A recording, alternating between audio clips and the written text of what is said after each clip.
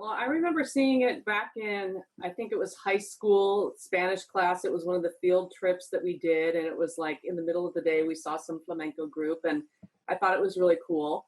But what really got me kind of going was after I was in between jobs, and my friends were going to Europe, and some of them were studying in France, and another one was studying in Spain. And I said, "All right, I'll go study in Spain with you." So we went to Sevilla for like, I don't know, 3 or 4 week program, and it was just at a language school.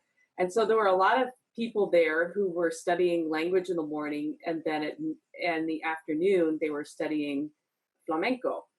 So we had somebody, she said, "Well, why don't you come over to practice, and you can watch." And I thought it was really cool. So I said, "I'd like to do that someday."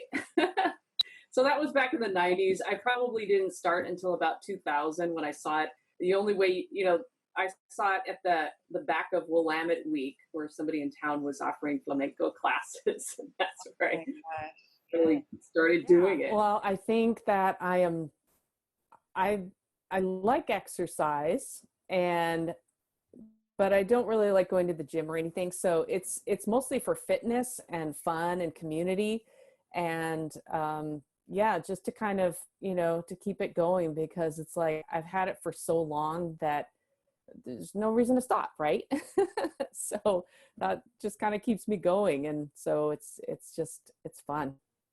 I think it's it's a lot, because there's the fitness part of it, where I know that my balance is much better.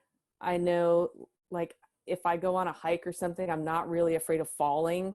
There's just a lot of agility that comes with all of the dance and all of the warm-ups that we do to be able to dance. So there's just a lot of muscle development that is just, you might not get it just by, walking or, riding a bike, for example. So there's that. And then there's the feeling of accomplishment when, especially if there's a show that seems to be when you're going to do a performance and you just have that accomplishment where, okay, I'm putting effort, I'm putting energy into this, and it's going to turn out, and it usually turns out pretty well.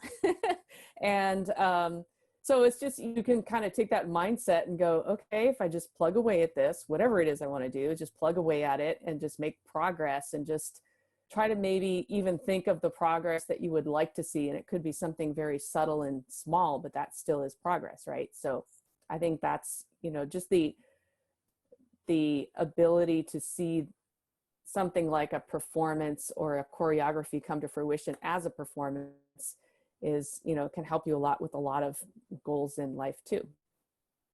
I It's not a very intuitive thing for me to be doing dance. And I think that I don't have the kind of muscle memory that somebody that got to take lessons when they were a kid or tried things. I don't have the kind of memory for choreography, but even that is getting better. So I still feel like I'm a little bit behind in general, but even my progress there is better, where I see something, I can repeat it, and I can, even that memory is getting better. But I think probably the most difficult thing for me to do is to dance, play castanets, and count at the same time. And as long as I can, and maybe even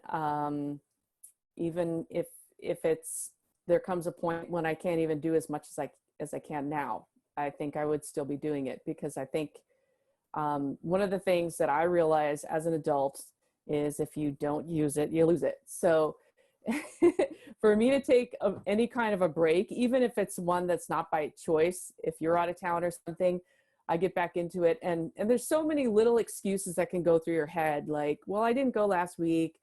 Oh, should I missed it. So maybe I don't want those excuses. So, a lot of it is mental, but then there's, the physical things where you lose the muscles of just being able to balance on one foot and spin around, Mm-hmm. I really like to do a little bit more. And so as of now, I've got the floor set up in my spare bedroom, because we have classes virtually now, which is great. And that makes it a lot easier.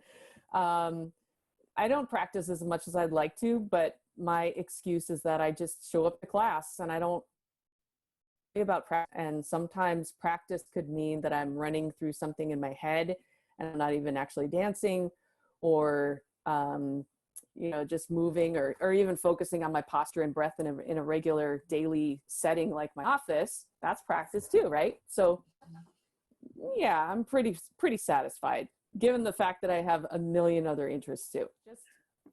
It's sort of this mental commitment that you just have to say, okay, if I'm taking it this term, this is what I'm going to do, and just keep showing up and making incremental progress, and not worrying about comparing yourself to anybody else in the class, or saying, oh, is this level right for me, or whatever. I don't even pay attention to, well, do I really want to learn another choreography of this palo? I don't care about that, because most of the time the music's not even there, so it's all about it's about the whole class. And so I just can never push myself hard enough as when I'm in class. Yeah. Yeah, everybody's got strengths and weaknesses, so I'm not really counting. I'm pretty good at internalizing the music, but when it comes to the counting, it doesn't really, I'm not very good at that. I'm not really good at memorizing choreography and remembering it, but all of those things get better, right? They do get better with practice, and it's just a matter of, the best thing about setting aside time for flamenco is if you just show up to class, then you're setting aside time for flamenco. So that's all you really need. And as a reasonable, expectation for adult life, I think that's a pretty good way to start, and not to worry about what you can do compared to other people. Just don't even worry about it. This community is not like that at all. It's a different experience, and it's got, pluses and minuses with that, because I can run through footwork, and I'm not doing that I'm doing it while you're talking, but you can't hear me. So that's kind of helpful, because I'm actually practicing a little bit more, because I'm like, okay, she's talking about this, I'm just going to run through that again. And the sobering thing is listening to myself play castanets. But I think I've gotten a lot better, because the second time I did it, I didn't sound as bad, because I have to hear myself do it. And it's scary at first, but here's the kitty. She showed up. Hey, Maya. So yeah, and I'm doing it because if I wait till the dance studio is open again, I could be losing a whole bunch of different muscle memory. Not worth it. So keeping it up. Mm-hmm. And we get to see each other. We all get to see each other. Right. Absolutely. That's the best thing about it. So I have some semblance of normalcy in that sense, which is great.